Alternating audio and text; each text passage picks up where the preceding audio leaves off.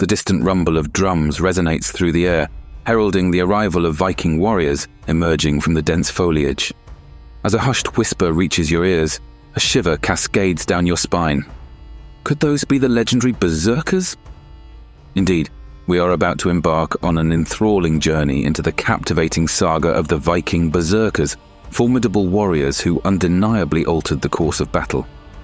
Picture an era teeming with raw, untamed might, where individuals spun intricate tales of the indomitable Viking Berserkers, shrouded in an enigmatic aura.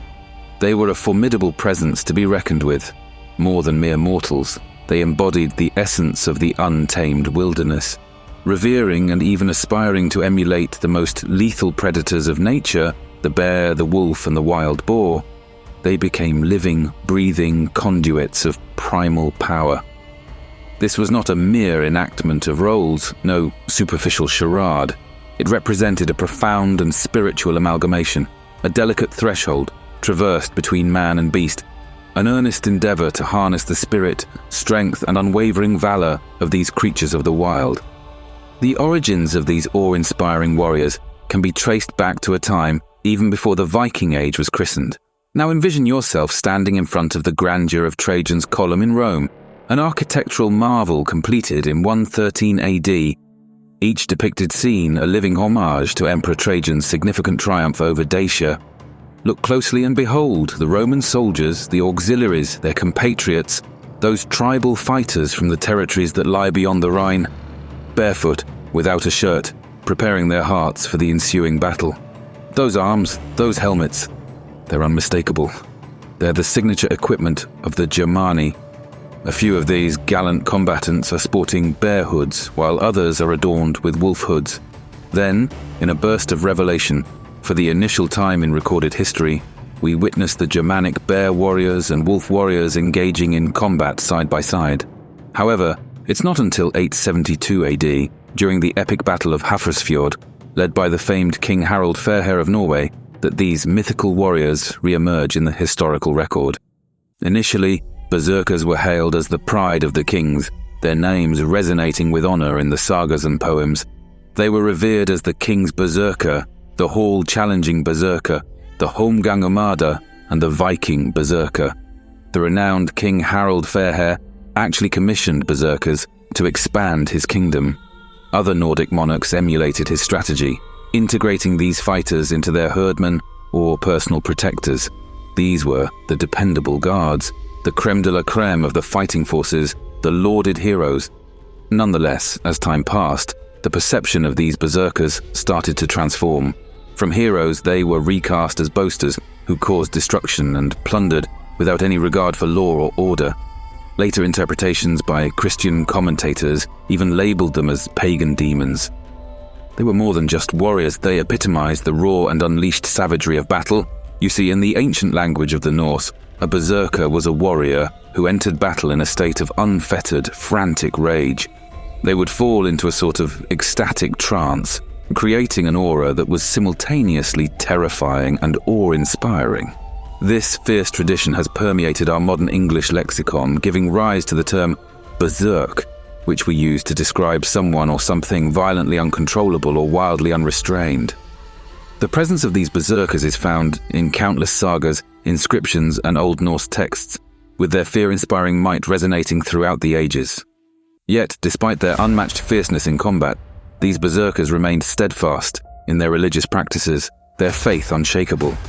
Take, for example, a tale from the Svarfdæla saga. A berserker, when challenged to a duel, postponed the battle until 3 days post-duel, prioritizing his religious commitments over his warrior obligations. As these warriors marched onto the battleground, they underwent a metamorphosis.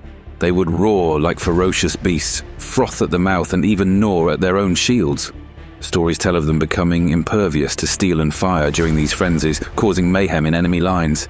In the poem Haraldskvæði, composed by Thorbjorn Horn-Klofi, the berserkers were referred to as Ulfhednar, or men dressed in wolf skins. Acknowledging their beastly fury, these berserkers, or blood drinkers, formed an unbreakable phalanx in battle, their blood-soaked shields and spears a grisly sight to behold.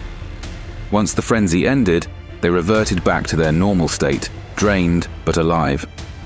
In Old Norse, to go berserk was to hamask, which translates to change form. This fascinating concept of shapeshifting is deeply rooted in Viking lore. Consider, for example, the saga of Hrolf Kraki.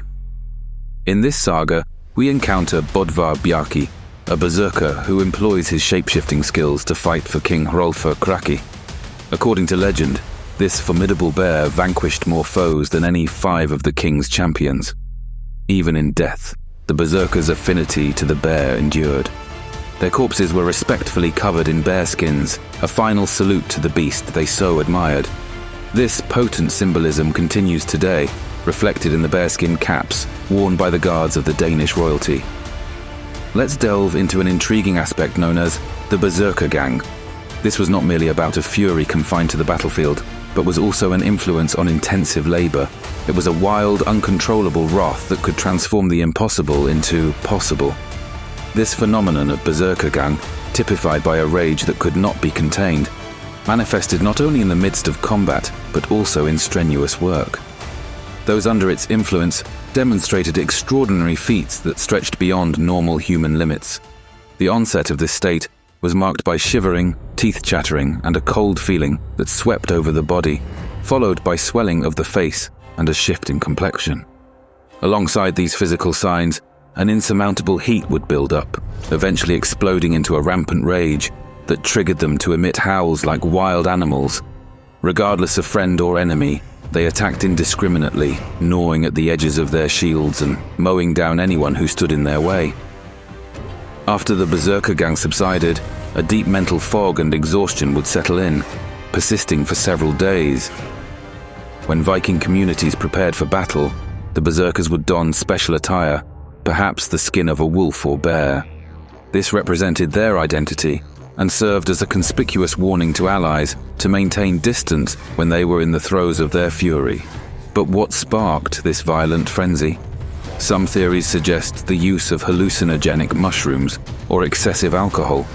Seeds from the henbane plant, known to induce similar states, were even discovered in a Viking burial site near Fyrkat, Denmark. However, the causes might not have been purely chemical. Perhaps there was a psychological element too, a self-induced hysteria initiated through a ritual that involved shield biting and animalistic howling, termed effektnummer.